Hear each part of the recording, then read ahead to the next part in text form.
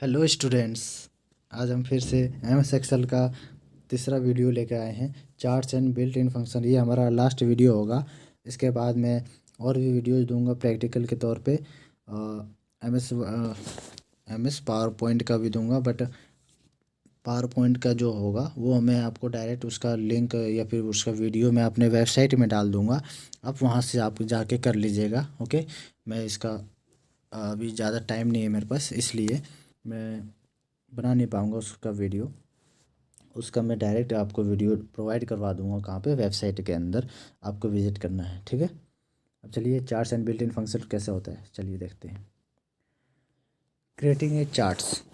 Chart chart के मदद से आपको पता चल जाता है कि कितना आपका वो जो है लॉस हुआ है, कितना प्रॉफिट हुआ है, ये सारी चीज़ें। या फिर कोई भी डेटा आपको शो करवाना है किसी दूसरे पर्सन को, तो आप चार्ट की मदद से आसानी से उसको, जैसे ही आप वो चार्ट देखते हो, उसको आराम से पता चल जाता है किसका डेटा किसका हाई परफॉर्मेंस है, किसका लो है। वो आराम से इसमें हम इंपोर्ट करवा सकते हैं। Chart convey the message clearly and quickly. ये वही चीज़ बता रहा है कि चार्ट जो है मैसेज को क्लियरली और क्विकली बता देता है क्या हो रहा है, क्या नहीं हो रहा है उस डेटा के अंदर। They play a very important role in the business world. Business के अंदर बहुत ही ज़्यादा इंपॉर्टेंट होता है चार्ट का, ठीक है। ये सारी चीज़ें बताना है, चार्ट क्या होता है क्या नहीं होता है। और Excel allows you to view chart on the screen as well as print to them to printer और प्लॉटर। ये चार्ट को हम प्रिंटर से मदद से प्रिंट भी कर सकते हैं। इसमें stacked bar, pie, x y, area, 3D etcetera, bar chart, pie chart, ऐसा चार्ट होते हैं कई तरह के। ओपन द एग्जिस्टिंग वर्कशीट और create a new worksheet in which you want to work with as shown in figure. कोई भी आपको सीट ओपन कर लेना है, जैसे ये सीट बना हुआ है अप्रैल, जनवरी, मार्च में ये सारे डेटा हैं। कॉस्ट इतना हुआ था, सेल्स प्रॉफिट इतना हुआ है। ये सारे डेटा जो है आपको चार्ट में शो करवाना है। तो पहले इसको सेट को आपको सेलेक्ट कर लेना है। उसके बाद आपको सेलेक्ट द रेंज, जो भी आप रेंज सेलेक्ट करोगे उस रेंज को आपको सिर्फ शो करवाना है। तो उस रेंज को आपने सेलेक्ट कर लिया।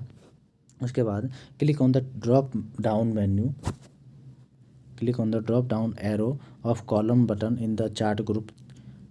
इंसर्ट टैब में आपको जाना है। वहाँ पर आपको कॉलम चार्ट ग्रुप के अंदर आपको कॉलम बटन पे जाना है। आपको चार्ट ग्रुप यहाँ पे दिख रहा होगा, कहाँ है आपको, ये रहा चार्ट ग्रुप।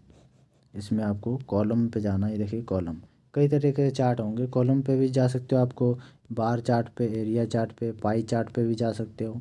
जैसा चार्ट आपको शो करवाना है वैसे उस पे जाना है। कॉलम पे जाके आपको इसमें इसमें भी कई तरीके होते हैं, जो भी आप शो करवाने उस पर क्लिक कर दीजिए। Select A type of chart, जो भी सिलेक्ट करना है कर लीजिए। उसके बाद ये जैसे ही उसको सिलेक्ट किया, देखिए इसका डेटा आ गया, इतना 7,000 इतना हो गया। कॉस्ट, प्रॉफिट, ये वगैरह सारे चीज़ कलर वगैरह में शो होने लग जाएंगे, इसका हाई वगैरह, तो आराम से दे सकता है। Chart tools, one you insert A chart a new of chart tools arrange in 3 types. अब जैसे ही आप चार्ट इसको इंसर्ट करते हो अपने एक्सेल में, नई टैब्स ओपन हो जाएंगे। 3 नए टैब्स ओपन हो जाएंगे, डिज़ाइन, लेआउट और format.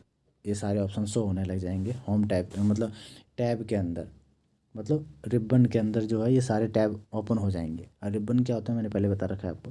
Components of chart, chart के कंपोनेंट्स क्या होते हैं देखिए।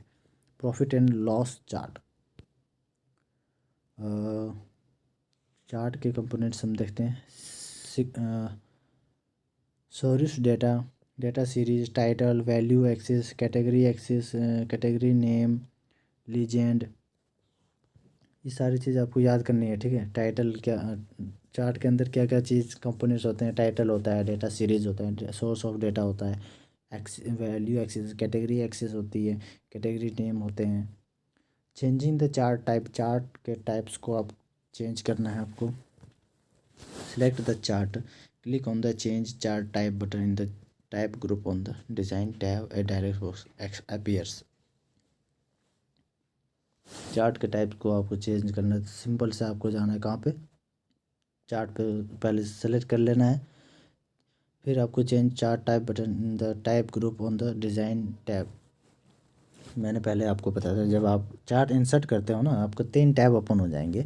डिज़ाइन वाला, लेआउट वगैरह ये सब वाला। तो डिज़ाइन वाले पे आपको जाना है। वहाँ से आप इसको टाइप, आपका जो ये है, सॉरी, आपका ये जो है कॉलम, ये सारे ऑप्शन आ जाएंगे, कॉलम, लाइन, पाई, बार, एरिया, इन सब में से कोई सा भी सेलेक्ट करके ओके कर दीजिए, आपका सेलेक्ट हो जाए। Changing the chart layout, chart के लेआउट्स को आपको चेंज करना है तो भी आप चेंज कर सकते हो डिज़ाइन टैब में जाके। मैंने बताया आपको डिज़ाइन टैब में आपको जाके आप चेंज कर सकते हो लेआउट वगैरह। मतलब उस चार्ट पर ऐसा दिख रहा था, उसको वैसा ना दिखा के दूसरी तरह दिखाना है आपको, तो आप ऐसे दिखा सकते हो, ठीक है। चेंजिंग चार्ट स्टाइल, चार्ट के स्टाइल को चेंज करने के लिए आपको डिज़ाइन टैब में जाना है, चार्ट स्टाइल पे क्लिक करना है।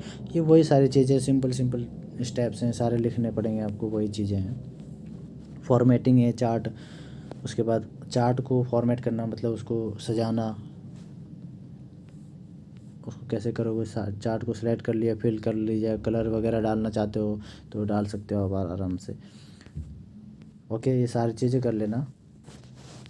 स्टेप में आएगा तो सिंपल से आपको बता देना है कहाँ पे जाके कहाँ क्लिक करना है, बस ये बताना है आपको। स्टेप फॉर्मेटिंग करने के लिए चार्ट को पहले तो आपको चार्ट पे क्लिक करना है, उसके बाद नया टैब ओपन हो जाएगा, उसमें आपको चार्ट पे क्लिक करना है, right click on the selected chart, उस पर राइट क्लिक करके आप फॉर्मेट प्लॉट एरिया पे जाना है, उसमें आप जाके फॉर्मेट प्लॉट एरिया में आप फॉर्मेट डाल सकते हो। ये सारे चीज़ें आपको करनी है। फार्मूलाज भी इसमें आप डाल सकते हो यूजिंग ए सिंपल फार्मूला, जैसे computer marks, physics marks, math marks, ये सारा सेलेक्ट करके आपने टोटल कर लिया। ये चीज़ हम फार्मूला कहाँ यूज़ कर रहे हैं पता है ना आपको? एक्सेल के अंदर कर रहे हैं। अभी हमने चार्ट में कुछ नहीं किया है, अब एक्सेल में आ गए हम। सिंपल फार्मूला यूज़ करना है आपको, प्लस का या फिर माइनस का।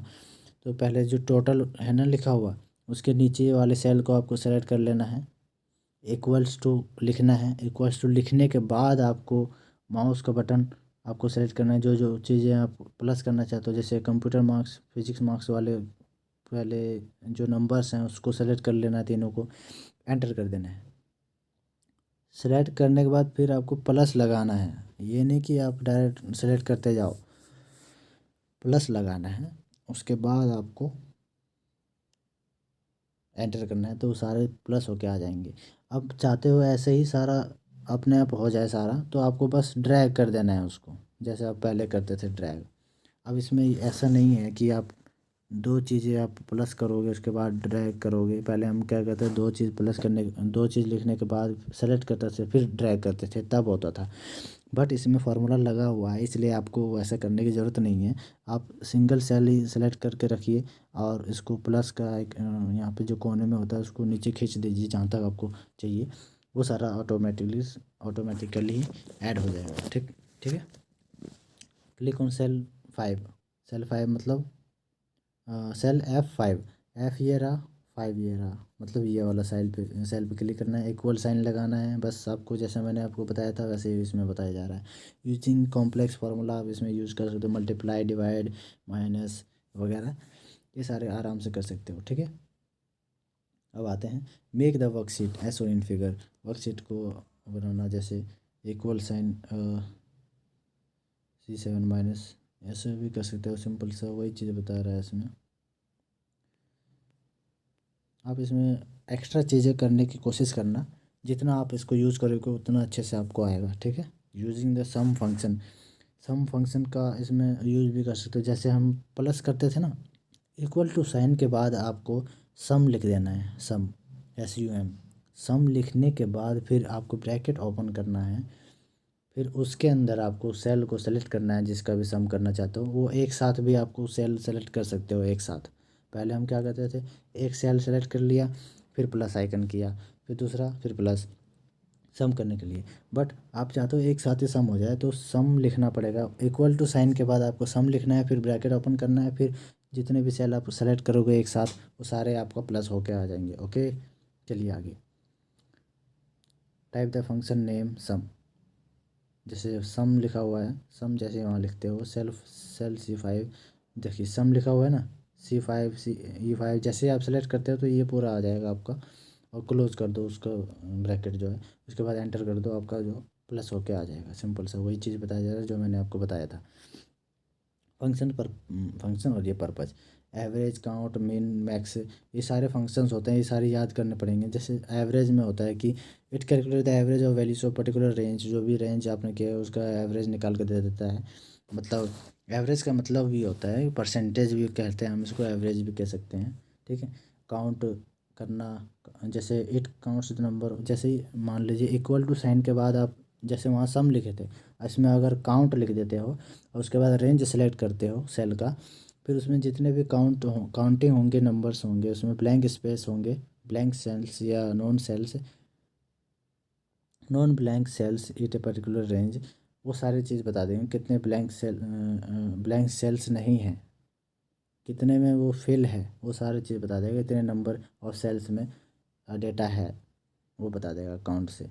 और मिन में क्या होता है, it finds the minimum values from a specified range of values, जो भी हमने माउस की मदद से सेलेक्ट कर रखा है उस रेंज के अंदर जो मिनिमम वैल्यू होगी वो आपको दिखा देगा। जैसे अगर 1 से लेके 25 तक कोई नंबर लिखा है तो आपका जो मिनिमम वैल्यू होगी 1, वो आपको शो कर देगा। मैक्सिमम वैल्यू मैक्सिमम शो कर देगा। और वेयर में it's use to compute the variance of particular range, the syntax is var range, इसको छोड़ दीजिए, छोड़ो। The common mathematical functions, mathematical के फंक्शन जो होते हैं कॉमन जो होते हैं वो क्या क्या हैं, देखिए राउंड एक हो गया हमारा, और एक हो गया स्क्वायर रूट हो गया, int, LN, log, ten, log, mod, ये इफ फंक्शन, ये सारे हमारे फंक्शन ये हमारे एक्सेल में होते हैं। एक्सेल हमारा इसीलिए फेमस है, ठीक है ना। एक्सेल का ये मेन पार्ट है ये। अब राउंड से क्या होता है, the round function rounds the number of specified number of decimal places considered. जैसे 3.786 है तो इसको राउंड जैसे ही करोगे ना आप, उसको सेल को सेलेक्ट कर दो, उसके बाद इक्वल्स टू और राउंड लिख के पहले तो इक्वल्स टू, और जैसे जिस सेल में आपको उसका नंबर लिखना है, जैसे 3.786 है, फिर इसको आपको राउंड करना है। राउंड करने के लिए पहले एक सेल को सेलेक्ट करना पड़ेगा, उस सेल में आपको लिखना है, तो उस सेल को सेलेक्ट कर लिया आपने, फिर उस सेल के अंदर आपको इक्वल्स टू लिख के फिर राउंड लिखना है आपको, फिर ओपन कर लेना है ब्रैकेट ओपन, उसके बाद किसका राउंड करना है, उस डेटा को आपको सेलेक्ट कर लेना है, फिर उसका राउंड हो जाएगा आपका। मतलब 7 8 की जगह आपका आ गया 7 9, मतलब यहाँ पे 5 होता ना तो भी 9 हो जाता, 4 होता तो यहाँ पर 9 नहीं होता, 8 का 8 ही रहता है, ठीक है। यहाँ पे 6 है ना तो यहाँ पर 9 हो गया है 8 की जगह पे। यहाँ 5 होता तो भी 9 हो जाता, अगर यहाँ 6 की जगह 4 होता ना तो यहाँ पे 8 ही रहता, 7 8। ओके, चलिए आगे। स्क्वायर रूट निकालना है तो उसका SQRT बस लिख दो उसके सामने। 9 का स्क्वायर रूट हो गया 3, 3 3 से 9, ओके। 9 का स्क्वायर रूट क्या होगा 3। ऐसे ही करके देख लेना, सारे चीज़ें ईजी हैं। इफ़ फंक्शन का भी हम यूज़ करते हैं इसमें। द इफ़ हमने एम एस एक्सेल कह रहा हूँ, सी लैंग्वेज में हम बहुत यूज़ करेंगे इफ़ का, वही चीज़ हम इसमें एक्सेल में भी यूज़ कर सकते हैं कि ये इफ़ अगर ये फंक्शन सही हुआ तो वो चलेगा, नहीं हुआ तो ये होगा। ये सारी चीज़ें हम इसमें यूज़ कर सकते हैं। The if function is one of the most useful and powerful function available in Excel. Through this function you can conduct conditional test on values and formulas and execute some operation based upon the result of that text. If the specified creation of condition is satisfied, it returns a value true, otherwise false. अगर कोई भी आपने condition दिया है उसमें अगर satisfy हो गया, चेक कर लिया सही है तो उसको ट्रू कर देगा, नहीं तो फॉल्स कर देगा। ये कंडीशंस आप अप्लाई कर सकते हो उसमें एमएस एक्सेल में। ये जो लाइंस है ना, ये सारी लाइंस आपको लिखनी पड़ेगी, ये सारी लाइन आपको याद होनी चाहिए। अगर क्वेश्चन आ जाता है if functions, tell about if function.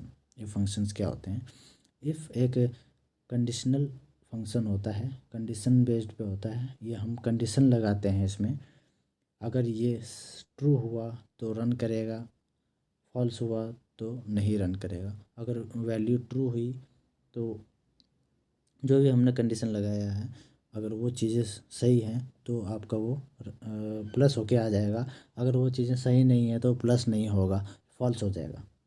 ये सब चीज़ें हैं, ये कंडीशन में आते हैं। सो फ्रेंड्स, अगर वीडियो सही लगा हो तो लाइक कीजिए, शेयर कीजिए और कमेंट कीजिए। अगर कुछ प्रॉब्लम हो या कुछ पूछना हो तो आप मुझे कमेंट कर सकते हो। यूट्यूब वीडियो पे भी आप कमेंट कर सकते हो मुझे जाके, या फिर आप मेरे वेबसाइट में मेरे ईमेल आईडी पे भी जाके आप कमेंट कर सकते हो। मैं रिप्लाई करने के लिए रेडी रहूँगा। Okay, thank you.